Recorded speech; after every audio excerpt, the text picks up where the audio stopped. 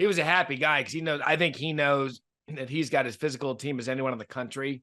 And when you're a guy like Mark Stoops, who prides himself on defense and physicality, he knows he can take a team against Georgia and at least physical for physical, get them.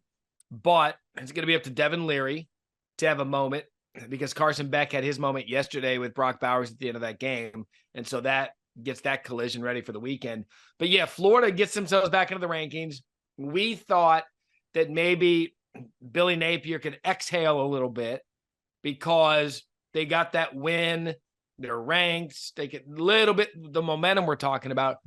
But then yesterday they had 13 guys on the field at one point and still couldn't stop Ray. Yeah. And now you're back to the board if you're Florida. Yeah, you are. You play the schedule game for a second. 2 losses already. Back end of the schedule, Florida State, Georgia, just for starters, at LSU.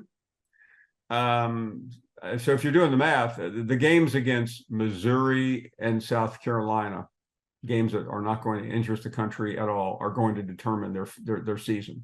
And I haven't seen much from this team, so they can't be they can't be talking about Utah as much as they used to. So they're really at the precipice, and they've got a fairly comfortable path into Georgia, but that's going to be a defining game.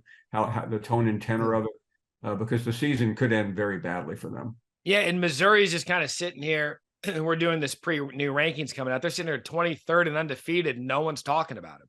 No. You're right. That's a swing game for a lot of reasons. Well, because Missouri, beat Kansas State on a 61-yard field goal that, they probably deserved to lose the game the way the clock management went on. And other than that,